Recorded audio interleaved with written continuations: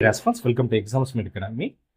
So இன்னைக்கு current affairs February 8 to 14 important current அஃபேர்ஸ்ல ஐஎன்எம்கான ஃபர்ஸ்ட் கரண்ட் அஃபேர்ஸ் என்ன அப்படின்னா February 9 1757 ஆண்டு அலிநகர் ட்ரீட்டி, அலிநகர் ஒப்பந்தம் அப்படின்னு ஒன்று கையெழுத்தாச்சு. ஸோ டிஎன்பிஎஸ்சி, ஆர்ஆர்பி இதெல்லாம் எப்படி கேட்பாங்க அப்படின்னா, ஒரு ஒப்பந்தமானது யாருக்கு இடையில கையெழுத்தாகுது, எப்போ கையெழுத்தாகுது அப்படின்னு சொல்லிட்டு கேட்பாங்க. சரியா? ஸோ இந்த ஒப்பந்தம் பெங்காலினுடைய நவாபான சிராஜ் தௌலா என்பவருக்கும், அதே சமயம் வந்து கிழக்கிந்திய நிறுவனத்தினுடைய ஈஸ்ட் இந்தியா கம்பெனியினுடைய ரெப்ரசன்டேட்டிவ் ஆன ராபர்ட் கிளைவுக்கும் இடையில நடக்குது. சரிங்களா? ஸோ அதாவது சிராஜ் தௌலா ஈஸ்ட் இந்தியா கம்பெனியினுடைய சில பகுதிகளை வந்து என்ன கைப்பற்றி இருப்பாரு. அதை திரும்ப வந்து பிரிட்டன் பெறுகின்ற ஒரு ஈஸ்ட் இந்தியா கம்பெனி பெறுகின்ற ஒரு ஒப்பந்தம் வந்து என்னன்னா அலிநகர் ஒப்பந்தம். சரியா? February 10 1931 ஆண்டு டெல்லி இந்தியாவினுடைய தலைநகரமாக ஆனது. சரியா? 1911 ஆண்டு டிசம்பர் 12 தேதி வந்து என்னன்னா ஜார்ஜ் 5 வந்து என்ன பண்ணியிருப்பாருன்னா, இந்தியாவுக்கான தலைநகரமாக இனி டெல்லி இருக்கும் அப்படின்னு அறிவிச்சிருப்பாரு. வைஸ்ராய் ஹார்டிஜ் பிரபு காலகட்டத்துல அதை அறிவிச்சிருப்பாங்க. அதுக்கப்புறம் அந்த நகரத்தை உருவாக்குறதுக்கு ஒரு 20 வருடம் ஆயிருக்கும். 1931 ஆண்டு February 10 தேதி டெல்லி அதிகாரப்பூர்வமாக இந்தியாவினுடைய தலைநகரமாக மாற்றப்பட்டிருக்கும். அடுத்ததாக வந்து என்னன்னா ஆவத். சரிங்களா? ஆவத் அப்படின்ற பகுதியை வந்து என்னன்னா 1856 ஆண்டு டல்ஹௌசி, அப்போதைய கவர்னர் ஜெனரலான டல்ஹௌசி பிரபு என்ன பண்ணியிருப்பாருன்னா, சீர்கேடான நிர்வாகம், சரி முறையில்லாத நிர்வாகம் அப்படின்னு சொல்லிட்டு என்ன பண்ணியிருப்பாரு அப்படின்னா, அதை கிழக்கிந்திய கம்பெனியோடைய வந்து என்னன்னா இணைச்சிருப்பாரு. சரிங்களா? அதனுடைய பகுதிகளோடைய இணைச்சிருப்பாரு. ஆவதி யாரால் ஆட்சி செய்யப்பட்டு இருந்துச்சு அப்படின்னு சொல்லி பாத்தீங்கன்னா, வாஜித் அலி ஷா அப்படின்றவரால ஆட்சி செய்யப்பட்டு இருந்துச்சு. ஸோ என்னன்னா February 11 1856 ஆண்டு அது கிழக்கிந்திய கம்பெனியினுடைய ஆட்சி பகுதிகளோட இணைக்கப்பட்ட நாள். அடுத்ததாக என்னன்னா பர்தாப் சுவாமி தயானந்த சரஸ்வதி. சரியா? தயானந்த சரஸ்வதி வந்து என்னன்னா February 12 1824 ஆண்டு இவர் வந்து பிறந்தாரு. இவருடைய இயற்பெயர் வந்து என்னன்னா மூல் சங்கர். இவர் தான் வந்து என்னன்னா இந்துக்கள் கடல் கடந்து போனாலும் வந்து என்னன்னா அதுக்கு வேதங்கள் என்ன மறுப்பும் சொல்லல அப்படின்னு சொல்லிட்டு சொன்னாரு. இந்தியர்களுக்கே, இந்தியா ஃபார் இந்தியன்ஸ் அப்படின்னு சொன்னவரும் அதுதான். பிற மதங்களுக்கு போனவங்களை திரும்ப இந்து மதத்துக்கு, தாய் மதத்திற்கு கொண்டு வரக்கூடிய சுத்தி இயக்கத்தையே எல்லாத்தையும் நடத்தினவர் இவர் தான். இவருடைய இதழுடைய பேர் சத்யார்த்த பிரகாஷ். இவர் வந்து எப்படி சொல்லுவாங்க அப்படின்னு சொல்லி பாத்தீங்கன்னா, இந்து மதத்தினுடைய Martin Luther King of Hinduism அப்படின்னு சொல்லிட்டு இவங்கள சொல்லுவாங்க. அடுத்த நம்ம யாரை பார்க்க போறோம் அப்படின்னா, சரோஜினி நாயுடுவை பத்தி பார்க்க போறோம். சரோஜினி நாயுடு எப்படி சொல்லலாம் அப்படின்னு சொல்லி பாத்தீங்கன்னா, அவங்க இந்தியாவின் நைட்டிங்கேல், பாரத் கோகிலா அப்படின்னு சொல்லிட்டு அவங்கள நம்ம அழைப்போம். அது இல்லாம காங்கிரஸினுடைய முதல் இந்திய பெண் தலைவர் யாரு அப்படின்னு சொல்லி பாத்தீங்கன்னா, அவங்க சரோஜினி நாயுடு தான். முதல் பெண் தலைவர் யாரு அப்படின்னு சொல்லி பாத்தீங்கன்னா, அது அன்னி பெசன்ட். முதல் இந்திய பெண் தலைவர் யாரு அப்படின்னு சொல்லி பாத்தீங்கன்னா, அவங்க சரோஜினி நாயுடு தான். இவங்க டெல்லியில இருக்கக்கூடிய லேடி இர்வின் கல்லூரிய நிறுவனங்களும் இவங்க தான். அதே போல இன்னைக்கு இருக்கக்கூடிய உத்தரப்பிரதேசம், அது வந்து ஃபர்ஸ்ட் யுனைடெட் ப்ராவின்ஸ்னு சொல்லுவோம், ஒருங்கிணைந்த மாகாணங்கள்னு சொல்லுவோம். உத்தரப்பிரதேசத்தினுடைய முதல் கவர்னரும் இவங்க தான். சரியா? அதே போல முதல் பெண் கவர்னர், ஃபர்ஸ்ட் விமன் கவர்னர் யாரு அப்படின்னு சொல்லி பாத்தீங்கன்னா, அவங்களும் சரோஜினி நாயுடு தான். சரிங்களா? இவங்க எப்ப இறக்குறாங்க அப்படின்னு சொல்லி பாத்தீங்கன்னா, 2 March 1947 இவங்க 49 இறக்குறாங்க. இவங்களுடைய திருவுருவ படத்தை வந்து என்னன்னா ராஜேந்திர பிரசாத் அவர்கள் டிசம்பர் 16 1959 ஆண்டு நாடாளுமன்றத்துல, இன்னைக்கு இருக்கக்கூடிய சம்விதான் சிதான்ல வந்து என்னன்னா ஓபன் பண்றாரு. சரிங்களா? அடுத்தது ஜியோகிராஃபி ரிலேட்டட் கரண்ட் அஃபேர்ஸ். சரிங்களா? ஃபர்ஸ்ட் வந்து என்னன்னா, இந்தியாவுல வந்து என்னன்னா நதிநீர்களுக்கான வழிப்பாதை, சரியா, நேஷனல் வாட்டர்வேஸ் அப்படின்னு சொல்லுவோம். இது வந்து என்னன்னா இப்ப சமீப காலகட்டத்துல சாலை நெருக்கடிகளை தவிர்ப்பதற்காகவும், அதே சமயம் வந்து பாத்தீங்கன்னா டிரான்ஸ்போர்ட்டை வந்து என்னன்னா ரொம்ப எஃபிஷியண்டா கொண்டு போறதுக்காகவும் வந்து என்னன்னா நதி நீர் வழி பாதையை வந்து என்னன்னா கொண்டு வராங்க. ஸோ அதுல தமிழ்நாட்டுல வந்து என்ன அப்படின்னு சொல்லி பாத்தீங்கன்னா, சில பகுதிகளை வந்து என்னன்னா அறிவிக்கிறாங்க. என்னன்னா பக்கிங்ஹாம் கெனால், அதுதான் வந்து என்னன்னா தேசிய வழிப்பாதை 4 அறிவிச்சிருக்கிறாங்க. அதே போல பவானி நதி வந்து என்னன்னா நேஷனல் வாட்டர்வேஸ் 20. அடுத்தது ரிவர் காவேரி டு கொள்ளிடம் வந்து என்னன்னா national waterways 55. River Palaiyar national waterways 77. River Ponniyar national waterways 80. சரிங்களா? ஸோ இதெல்லாம் வந்து என்னன்னா அறிக்கை வந்து தயாரிக்கப்பட்டுருச்சு. ஸோ இதெல்லாம் அடுத்து நீர்வழி தடங்கள், போக்குவரத்துக்கான நீர்வழி தடங்களாக மேம்படுத்தப்படும் அப்படின்றதுதான். சரியா? அடுத்ததாக என்ன அப்படின்னு சொல்லி பாத்தீங்கன்னா க்ளோ கார்டன். சரிங்களா?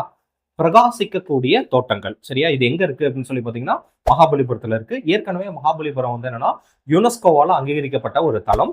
அங்க சுற்றுலா பயணிகளை இன்னும் மகிழ்விப்பதற்காகவும் இன்னும் எக்ஸ்ட்ராவா அவங்களுக்கான பொழுதுபோக்கு அம்சங்களை உருவாக்கணும் அப்படின்றதுக்காகவும் பப்ளிக் பிரைவேட் பார்ட்னர்ஷிப், சரிங்களா, ஸோ அரசும் தனியாரும் இணைந்து வந்து என்னன்னா இந்த பிரகாசிக்கக்கூடிய இந்த தோட்டத்தை உருவாக்கியிருக்காங்க. ஸோ நிறைய வண்ணஜாலமான விளக்குகளோட இது ஜொலிக்கக்கூடிய ஒரு தோட்டம். அடுத்து வந்து என்னன்னா கிளாஸ் சிட்டி ஆஃப் இந்தியா. ஃபெரோசாபாத், உத்தரப்பிரதேசனுடைய ஃபெரோசாபாத்ல வந்து என்னன்னா கண்ணாடிகளுக்கான மியூசியம் ஒன்று வந்து என்னன்னா தொடங்கப்பட்டிருக்கு. இதுதான் நாட்டிலேயே ஒரு ஃபர்ஸ்ட். நம்ம திரும்ப திரும்ப சொல்றோம், நாட்டிலேயே ஃபர்ஸ்ட் ஃபர்ஸ்ட் ஃபர்ஸ்ட் அப்படின்னு வர்றது எல்லாமே எக்ஸாம்ல கேட்கறதுக்கான வாய்ப்பு ரொம்ப அதிகமா இருக்கு.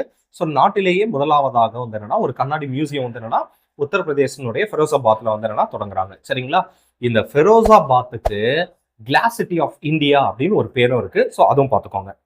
சரியா, அடுத்தது குளோபல் பயோமாஸ் எனர்ஜி ப்ரொடக்ஷன். சரியா, உயிரிய பொருட்கள்ல இருந்து ஆற்றலை உற்பத்தி செய்யறதுக்கான உலகளாவிய தரவரிசையை வந்து வெளியிட்டு இருக்காங்க 2026ல.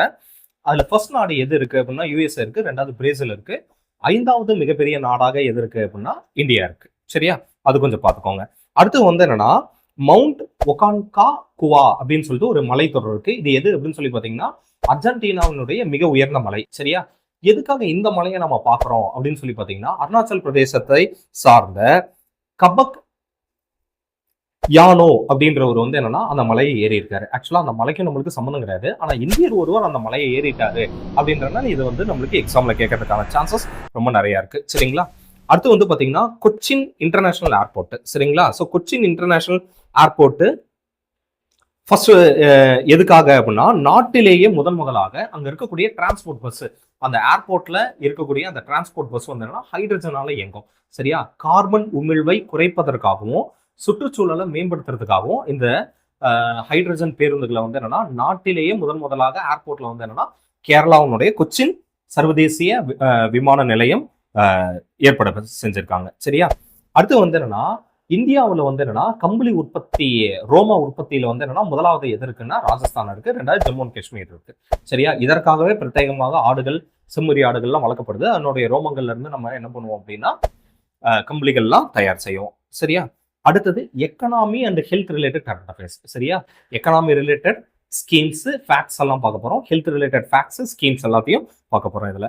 ஸோ ஃபர்ஸ்ட் வந்து என்னன்னா ஆயுஷ்மான் சஹாகர் ஸ்கீம் அப்படின்னு ஒன்று இருக்கு. இது ஒன்றும் கிடையாது, ஹெல்த் செக்டாருக்கு தேவையான உபகரணங்கள், தேவையான பொருட்கள் எல்லாத்தையும் கூட்டுறவு சங்கங்கள் மூலமாக உற்பத்தி செய்யறது தான் இந்த வந்து என்னன்னா ஆயுஷ்மான் சஹாகர் ஸ்கீம் அப்படிங்கிறது. சரியா, அடுத்ததாக வந்து என்னன்னா செயில் நிறுவனத்தை பத்தி பார்க்க போறோம்.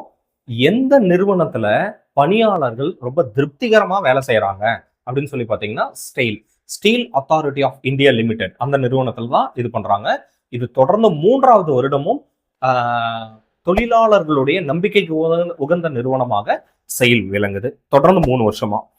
அடுத்ததாக கேரளா அரசு வந்து என்னன்னா அவங்களுடைய பட்ஜெட்ல வந்து என்னன்னா முதியோர்களுக்கான நலத்திட்டங்கள்லாம் அறிவிச்சிருக்காங்க. நாட்டிலேயே முதலாக முதியோர்களுக்கு பிரத்யேகமாக பட்ஜெட் அறிவிச்ச மாநிலம் எது அப்படின்னு சொல்லி பாத்தீங்கன்னா கேரளா. திரும்பவும் சொல்றோம், நாட்டுல ஃபர்ஸ்ட் எது அப்படின்னு சொல்லி கேட்டாங்கன்னா பாத்துக்கோங்க. சரியா, இல்ல நிறைய இருக்கு. அவங்களுக்கு சோசியல் செக்யூரிட்டி பென்ஷன் ஸ்கீம் அறிவிச்சிருக்காங்க. அடுத்து வந்து என்னன்னா நிமனோகோக்கல் வேக்சினேஷன் அப்படின்னு சொல்றாங்க. ஸோ நிமனோகோக்கல் அப்படின்றது என்ன அப்படின்னு சொல்லி பாத்தீங்கன்னா நுரையீரல் தொற்று. சரியா, நுரையீரலினுடைய நிமோனியா தொற்றை ஏற்படுத்தக்கூடியதுக்கான தடுப்பூசி எல்லாத்தையும் வந்து வயதானவர்களுக்கு கொடுப்பாங்க. ஏன்னா கோவிடை விட வந்து அடுத்து வரக்கூடிய நிமோனியால தான் நிறைய பேர் இறந்தாங்க. சரியா, அடுத்து வயதானவங்களுக்கு வீடு கட்டுறதுக்கான உதவி எல்லாம் செய்யறாங்க. வயோமித்ரா அப்படின்றது என்னன்னா ஒவ்வொரு முனிசிபாலிட்டியும் பஞ்சாயத்துலயும் வந்து வீட்டு கதவை தட்டி வந்து அவங்களுக்கு தேவையான மருந்து மாத்திரைகள் எல்லாம் வந்து கொடுப்பாங்க. அடுத்து வந்து பாத்தீங்கன்னா அஸ்வ சாக்கரினம் அப்படின்றது வந்து என்ன அப்படின்னா வயதானவர்களுக்கு தேவையான உதவியாளர் ஏதாவது தேவைப்பட்டாங்கன்னா அதையும் வந்து அரசே செஞ்சு கொடுக்கும். சரியா, இதுதான் வந்து கேரளா அரசினுடைய முதியோர்களுக்கான பட்ஜெட். அடுத்து வந்து என்ன அப்படின்னா பிரதமருடைய ரகத் ஸ்கீம் அப்படின்றது என்னன்னா road accident victim hospitalisation and assured treatment அப்படின்னு சொல்லுவாங்க. சரியா, ரகத் ஸ்கீம்ன்றது சிம்பிளா சொல்லணும்னா விபத்தில் பாதிப்படைஞ்ச ஒருத்தர் 7 நாளைக்குள்ளார அவருக்கு கிட்டத்தட்ட 1.5 லட்சம் ரூபா வரலும் அவருக்கான தொகையை வந்து வழங்கக்கூடிய ஸ்கீம் தான் வந்து என்னன்னா ரகத் ஸ்கீம். சரியா, அடுத்தது வந்து என்ன அப்படின்னு சொல்லி பாத்தீங்கன்னா பாரத் டாக்ஸி, அதாவது நாட்டிலேயே முதலாக கூட்டுறவு அடிப்படையில வந்து என்னன்னா இன்னைக்கு நிறைய இருக்கு. ஊபர் இருக்கு, ரெட் டாக்ஸ் இருக்கு, அந்த மாதிரிலாம் இருக்கு. பட் இவங்க கமிஷன் நிறைய எடுக்கிறாங்க அப்படின்னு சொல்லிட்டு அரசாங்கத்துக்கிட்ட நிறைய புகார் வருது. அதனால அரசாங்கமே என்ன சொல்லுதுன்னா கூட்டுறவு அடிப்படையில் என்ன பண்றாங்க அப்படின்னு சொல்லி பாத்தீங்கன்னா பாரத் டாக்ஸி அப்படின்னு சொல்லிட்டு இது பண்றாங்க. இதுல அவங்களுக்கு அந்த ஃபெசிலிட்டேஷன் இதை வந்து ஏற்படுத்துறதுக்கான செலவுகளை மட்டும் அரசாங்கம் எடுத்துட்டு மீதி எல்லா கமிஷன்ஸும் எதுவும் எடுக்காம டிரைவருக்கே அதை வந்து கொடுக்குற மாதிரியான ஒரு ஸ்கீம் தான் வந்து என்னன்னா பாரத் டாக்ஸி ஸ்கீம். சரியா? அடுத்து வந்து என்னன்னா பாய்மனா போர்ட்டல் அப்படின்னு ஒண்ணு இருக்கு. இது என்னன்னா நாட்டில் இருக்கக்கூடிய வளர்ச்சி திட்டங்கள் எல்லாத்தையுமே இதுல வந்து இந்த போர்ட்டல்ல இது பண்ணுவாங்க. அதை வந்து அந்த டேட்டா வந்து நம்ம அக்சஸ் பண்ணிக்க முடியும். சரியா? அடுத்தது இன்டர்நேஷனல் எபிலெப்சி டே அப்படின்றது பிப்ரவரி 10. அதாவது வந்து என்னன்னா காக்கா வலிப்பு தினம். சரியா? அது 10ஆம் தேதி வந்து என்னன்னா கொண்டாடுறாங்க, நினைவு கூறுறாங்க. சரியா? அடுத்து நேஷனல் டிவார்மிங் டே பிப்ரவரி 10. அதாவது குழந்தைகளுக்கு வயிற்றுல இருக்கக்கூடிய புழு பூச்சி எல்லாம் அழிக்கிறதுக்கான பூச்சி மருந்து கொடுப்பாங்க. சரியா? இது மொத்தம் 2 இருக்கும். பிப்ரவரி 10, அதே சமயம் பாத்தீங்கன்னா ஆகஸ்ட் 10 வருடத்துல 2 முறை கொடுப்பாங்க. சரிங்களா? ஸோ இந்த புழுக்கள்லாம் குடல்ல இருந்தது அப்படின்னா என்னதான் சத்தா சாப்பிட்டாலும் அந்த சத்த புழுக்கள் உறிஞ்சிக்கும், குழந்தைகள் ஊட்டச்சத்து குறைபாடு ஏற்படும்ன்றதால அரசாங்கம் இது செய்து. அடுத்து வேர்ல்டு பல்சஸ் டே, உலக பருப்பு தினம் வந்து என்னைக்குன்னா பிப்ரவரி 10ஆம் தேதி கொண்டாடப்படுகிறது. அதே போல இன்டர்நேஷனல் இயர் ஆஃப் பல்சஸ். சரிங்களா? பருப்புகளுக்கான சர்வதேச ஆண்டு ஐநா சபை எந்த வருடம் கொண்டாடினாங்க அப்படின்னு சொல்லி பாத்தீங்கன்னா இது 2016 இது பண்ணாங்க. சரிங்களா? இதுல நம்ம இன்னொன்னு பார்க்க வேண்டியது என்னன்னா இந்திய அரசு பருப்பில் தன்னிறைவு அடைவதற்கான இலக்காக எந்த வருஷம் இது பண்ணியிருக்காங்கன்னா 2030 இருந்து 31 வரலாம். சரியா? இந்த காலகட்டத்தை தான் அவங்க இது பண்ணியிருக்காங்க. அடுத்து நேஷனல் ப்ரொடக்டிவிட்டி டே. சரிங்களா? நேஷனல் ப்ரொடக்டிவ் கவுன்சில் வந்து என்னன்னா நாட்டில் உற்பத்தியை அதிகரிப்பதற்கான ஒரு தினமாக இந்த நாளை வந்து கொண்டாடுறாங்க. என்னைக்குன்னா பிப்ரவரி 12ஆம் தேதி. சரியா? அடுத்தது வேர்ல்டு யுனானி டே. சரியா?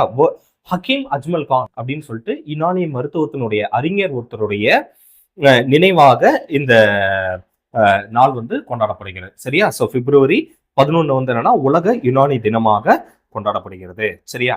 அடுத்து வந்து என்னன்னா சோசியல் கரண்ட் அஃபேர்ஸ் என்னென்ன, சரியா, சமூக ரீதியான முக்கியமான கரண்ட் அஃபேர்ஸ் என்னென்ன அப்படின்னு சொல்லி பாத்தீங்கன்னா பிப்ரவரி 13ஆம் தேதி உலக வானியல் தினமாக கொண்டாடப்படுகிறது. சரிங்களா? இதுல 2 முக்கியமான டேட்டா வந்து நம்ம பார்க்கணும். ஸோ உலக வானியல் தினம் இந்த வருடத்துக்கான தீம் என்ன அப்படின்னு சொல்லி பாத்தீங்கன்னா radio and artificial intelligence.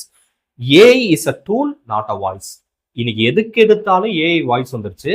So ஏஐன்றது ஒரு கருவி மாதிரி பயன்படுத்துங்க, மற்றபடி மனிதர்களுக்கான வாய்ஸை தான் நம்ம யூஸ் பண்ணுவோம் அப்படின்றதுதான் வந்து பாத்தீங்கன்னா இந்த வருடத்தினுடைய தீம். சரியா?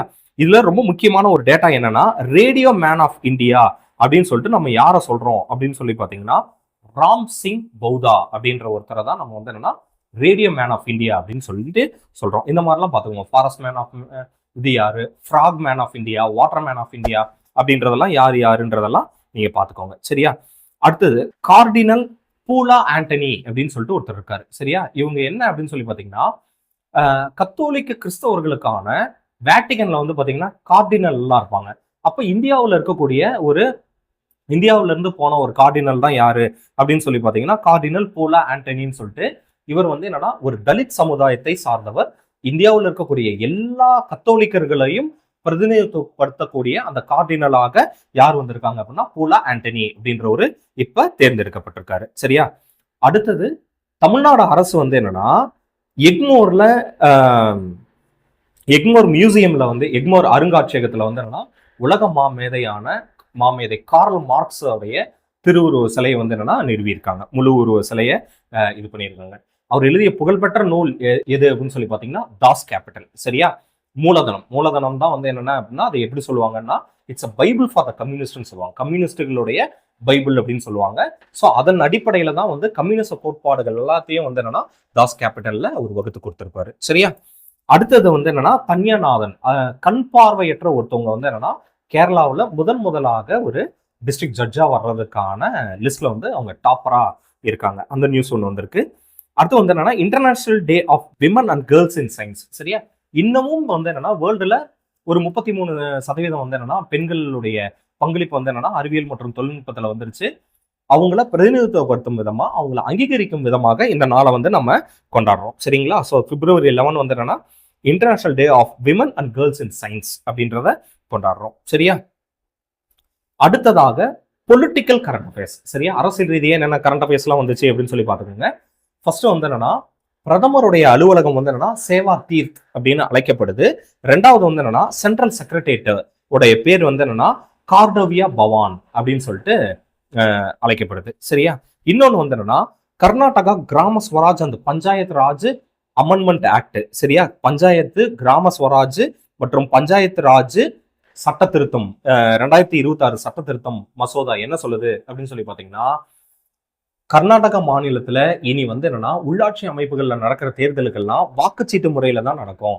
இனி நாங்க இவிஎம் யூஸ் பண்ண மாட்டோம், எலக்ட்ரானிக் ஓட்டிங் மிஷினை வந்து நாங்க யூஸ் பண்ண மாட்டோம் அப்படின்றதுதான் வந்து என்னன்னா இந்த பில். இதெல்லாம் கேட்பாங்க. சமீபத்தில் எந்த மாநிலம் வந்து என்னன்னா வாக்குச்சீட்டு முறையை அறிமுகப்படுத்தியது அப்படின்லாம் கேட்பாங்க. ஸோ அது வந்து பார்த்துக்கோங்க கர்நாடகா.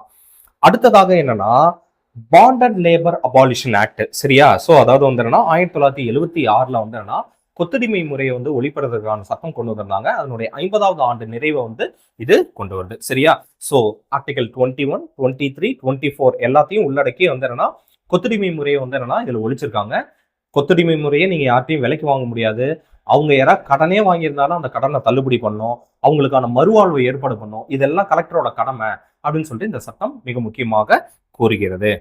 அடுத்து வந்து என்னன்னா டெல்லியில ஒரு மீடியா ரிப்போர்ட் ஒண்ணு வந்து என்ன சொன்னிச்சு, டெல்லியில கிட்டத்தட்ட 2026 வருடம் அதாவது ஜனவரியினுடைய முதல் வாரத்துல மட்டும் 807 பேர் கடத்தப்பட்டிருக்காங்க அப்படின்ற ஒரு தகவல், அதிர்ச்சிகரமான தகவலை வந்து என்னன்னா சொன்னிச்சு.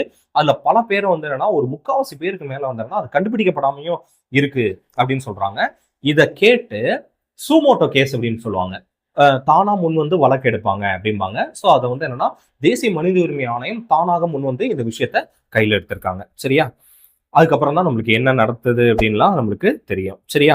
அடுத்தது வந்து என்னன்னா international day for the prevention of violent extremism. சரிங்களா? அதாவது பயங்கரவாதத்துடன் தொடர்புடைய வன்மை தீவிரவாதம் குறித்த விழிப்புணர்வை ஏற்படுத்தும் சர்வதேச தினமாக February 12 இருக்கு. அடுத்து வந்து பாத்தீங்கன்னா சுப்ரீம் கோர்ட் இப்போ ஒன்று சொல்லியிருக்காங்க. சரிங்களா? கோச்சிங் இன்ஸ்டிடியூஷன்ஸ் இருக்கு இல்லையா, அவங்க எல்லாத்துக்கும் ஒரு வரையறையை கொண்டு வாங்க, அவங்களுக்கு ஒரு குவாலிஃபிகேஷனை ஃபிக்ஸ் பண்ணுங்க, ஒரு ஸ்டாண்டர்டை கொண்டு வாங்க. இது எல்லாமே வந்து என்னன்னா நேஷனல் எஜுகேஷன் பாலிசிக்கு இருக்கிற மாதிரி வந்து கொண்டு வாங்க அப்படின்றது எல்லாத்தையும் வந்து என்னன்னா அதுக்கு ஒரு டாஸ்க் ஃபோர்ஸ், அதை கண்காணிக்கக்கூடிய வலுப்படுத்தக்கூடிய ஒரு அமைப்பை கொண்டு வாங்கன்னு சொல்லிட்டு சுப்ரீம் கோர்ட் சொல்லியிருக்காங்க. ஸோ அதுதான் இது. சரிங்களா? அடுத்து வந்து என்னன்னா என்விரான்மெண்ட் அண்ட் எக்காலஜிக்கல் கரண்ட் அஃபேர்ஸ்ல வந்து என்னன்னா பிளாஸ்டிக் இந்தியா 2026 அப்படின்னு வந்து ஒரு எக்ஸிபிஷன் நடந்துச்சு நியூ டெல்லியில. இதனுடைய முக்கியமான நோக்கம் என்னன்னா பிளாஸ்டிக்ல இன்னும் என்னென்னலாம் வந்து என்னன்னா புதுசா கண்டுபிடிக்கலாம், குறிப்பா வந்து என்னன்னா மக்கும் பிளாஸ்டிக்கை எப்படி கொண்டு வரலாம், இந்த பிளாஸ்டிக் பிரச்சனைக்கு எப்படி தீர்வு காணலாம், புதுசா எப்படி கண்டுபிடிப்புகளை கொண்டு வரலாம் அப்படின்றதுக்கான ஒரு முக்கியமான ஒரு சப்மிட்டா தான், ஒரு எக்ஸிபிஷனா தான் வந்து இது நடந்துச்சு. இதுவரையிலும் நடந்ததுலேயே உலகத்தின் மிகப்பெரிய பிளாஸ்டிக் எக்ஸிபிஷன் வந்து என்னன்னா இதுதான். சரியா? ஸோ இதனோட முக்கியமான தீம் என்னன்னா வருங்காலத்துல மக்க இயலாத பிளாஸ்டிக்னு ஒண்ணு இருக்கக்கூடாது அப்படின்றதுக்கான இலக்கை நோக்கி இவங்க போறாங்க. சரியா? அடுத்து தமிழ்நாடு அர்பன் கிரீன் பாலிசி. நகர்ப்புறத்துல பசுமையை வந்து அதிகரிக்கிறது. பசுமைன்னா வந்து என்னன்னா மரம் வளர்க்கறது மட்டுமே கிடையாது, நீர்நிலைகள், சதுப்பு நிலங்கள், இந்த மாதிரி எல்லா வகையிலையும் வந்து என்னன்னா பசுமையை அதிகரிப்பதற்கான ஒரு பாலிசியை வந்து என்னன்னா தமிழ்நாடு கவர்மெண்ட் அர்பன் கிரீன் நகர்ப்புறத்துல எப்படி அதிகரிக்கிறது அப்படின்றதுக்கான பாலிசியை இது பண்றாங்க. ஒவ்வொரு 3 வீட்டுக்கும் ஒரு கட்டாயமாக ஒரு நிழல் தெரியணும், ஒரு பசுமை தெரியணும் அப்படின்றதெல்லாம் இதுல கொண்டு வந்திருக்காங்க. சரியா? அடுத்ததாக என்ன அப்படின்னு சொல்லி பாத்தீங்கன்னா இதுலயே ரொம்ப முக்கியமானது வந்து என்னன்னா இதை யாரு இதுக்கான நோடல் ஏஜென்சி அப்படின்னு சொல்லி பாத்தீங்கன்னா municipal administration and water supply, இவங்க தான் இதை வந்து நடைமுறைப்படுத்துற கண்காணிக்கிற ஒரு அமைப்பாக இருப்பாங்க ஒவ்வொரு மாவட்டத்திலையும். அடுத்து வந்து என்னன்னா சீ டர்ட்டில் கன்சர்வேஷன் சென்டர் அப்படின்னு ஒண்ணு இருக்கு. சரியா? அதாவது கிண்டியில வந்து என்னன்னா முதன்முறையாக கடல் ஆமைகளை பாதுகாக்கக்கூடிய ஒரு மையத்தை வந்து என்னன்னா தமிழ்நாடு அரசு வந்து என்னன்னா உருவாக்கி இருக்காங்க. சரியா? இதுக்கு முன்னால அரசு எடுத்த முயற்சிகள்லயே வந்து என்னன்னா இங்க தமிழ்நாட்டுல நிறைய அரிபாட்டான்னு சொல்லுவாங்க, நிறைய கூட்டமாக ஆமைகள் வந்து முட்டையிட்டு குஞ்சு பொறிக்கக்கூடிய நிகழ்வை தான் அரிபாட்டான்னு சொல்லுவோம். அது தமிழ்நாட்டுல பன்மடங்கு அதிகரிச்சிருச்சு. சரியா? இதெல்லாம் நம்மளுடைய சக்சஸ்.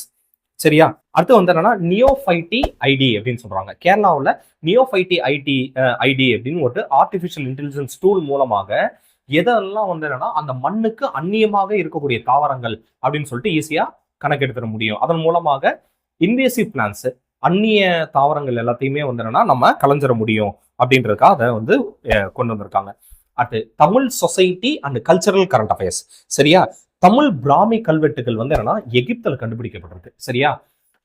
இதுல என்ன ஒரு வார்த்தை குறிப்பிடப்பட்டிருக்கு அப்படின்னு சொல்லி பாத்தீங்கன்னா சிகை கொற்றான் அப்படின்னு இருக்கு. அது அங்க மட்டும் இல்லாம பல இடங்கள்லயும் அந்த வார்த்தைய நிறைய இடங்கள்ல அகழாய்வுகள்ல வந்து என்னன்னா கண்டுபிடிச்சிருக்காங்க. சரிங்களா? சோ அப்ப இதன் மூலமாக என்னன்னா கிட்டத்தட்ட 1ஆம் நூற்றாண்டு 2ஆம் நூற்றாண்டு கிமுலயே வந்து என்னன்னா தமிழர்கள் அங்க வந்து என்னன்னா எகிப்தூர்ல வந்து என்னன்னா பயணிச்சு அங்க வந்து இவங்களுக்குள்ளார உறவு, வர்த்தக உறவு இருந்திருக்கு அப்படின்றது அதன் மூலமாக தமிழர்கள் உலகம் முழுவதும் பரவி இருந்திருக்காங்க அப்படின்றதுக்கான தகவலை இது சொல்லுது. சரிங்களா? அடுத்தது இந்த டேட்டா மேக்சிமம் கேட்க மாட்டாங்க, பட் ஜஸ்ட் தெரிஞ்சு வச்சுக்கோங்க. கலைஞர் நினைவு கலைத்துறை விருது யாருக்கு வழங்கப்பட்டிருக்கு அப்படின்னு சொல்லி பாத்தீங்கன்னா கலைத்துறை வித்தகர் விருது யாருக்கு வழங்கப்பட்டிருக்குன்னா எம்.என். ராஜம் அப்படின்னு ஒரு நடிகைக்கும் எஸ்.பி. முத்துராமன். சரிங்களா? எஸ்.பி. முத்துராமன் அப்படின்ற அவர் வந்து என்னன்னா ஒரு ப்ரொடியூசர் டைரக்டர். சரிங்களா? சோ இவருக்கும் வந்து என்னன்னா வழங்கப்பட்டிருக்கு. சரிங்களா? எஸ்.பி. முத்துராமன் யாருன்னா பேராசிரியர் சுபவீர பாண்டியன் இருக்கார் இல்லையா, அவங்களுடைய அண்ணன். எஸ்.பி. சுப உதயகுமார் இருப்பார் இல்லையா, திராவிட கூட்டங்கள் எல்லாம் நிறைய பேசுவார், அவங்களுடைய அண்ணன் தான் வந்து என்னன்னா எஸ்.பி. முத்துராமன். இவங்களுக்கான விருது எம்.என். ராஜம்க்கு 2024க்கான விருதும் எஸ்.பி. முத்துராமனுக்கு 2025க்கான விருதையும் இது பண்ணியிருக்காங்க. இது ஜஸ்ட் வந்து என்னன்னா ஒரு டேட்டாவா தெரிஞ்சுக்கோங்க. பட் ரொம்ப பெருசா கேட்க மாட்டாங்க. சரியா? பட் மத்த நம்ம சொன்னது எல்லாமே ரொம்ப இம்பார்ட்டன்ட் டேட்டா தான். நம்ம வந்து என்னன்னா மற்ற ஒவ்வொரு நாளும் இவ்வளவு கரண்ட் அஃபேர்ஸ் போடணும்லாம் நம்ம எல்லாமே போடல. ரொம்ப பின் பாயிண்டா உங்களுக்கு கட்சாட்டா தான் எடுத்து கொடுக்குறோம். அதை வந்து என்னன்னா நீங்க பிடிஎஃப்ல எடுத்து பாத்தீங்கன்னா இதை நான் உங்களுக்கு வந்து என்னன்னா வாட் இஸ் வாட்ன்றத சொல்லிட்டேன். இந்த பிடிஎஃப்ல நீங்க பாத்தீங்கன்னா உங்களுக்கு ரொம்ப டீடைல்டா ஒவ்வொன்றுமே இருக்கும். சரியா? நீங்க ப்ரிலிம்ஸ்க்கு தகுந்த மாதிரி கிட்டத்தட்ட மெயின்ஸ்க்குமே அதுக்கான பாயிண்ட்ஸ் வந்து நீங்க எடுத்துக்கலாம். போத் இங்கிலீஷ் அண்ட் தமிழ்ல தான் இருக்கும். எல்லாமே ஃப்ரீ தான். சரியா? அது எங்க இருக்கும்னா நம்மளுடைய எக்ஸாம்ஸ் மீட்ல இருக்கும். அந்த பிடிஎஃப்லயே அதோட லிங்க் கூட இருக்கு. நீங்க அதில் ஷேர் பண்ணி நீங்க இதெல்லாம் அக்சஸ் பண்ண ஆரம்பிச்சுக்கலாம். சரிங்களா? உங்களுக்கு ஏதாவது டவுட்ஸ் ஏதாவது இருந்தது அப்படின்னாலும் நீங்க கமெண்ட்ல போட்டீங்க அப்படின்னா அந்த டவுட்ஸ் வந்து நாங்க கிளாரிஃபை பண்ணிடுவோம். சரியா? தேங்க்யூ.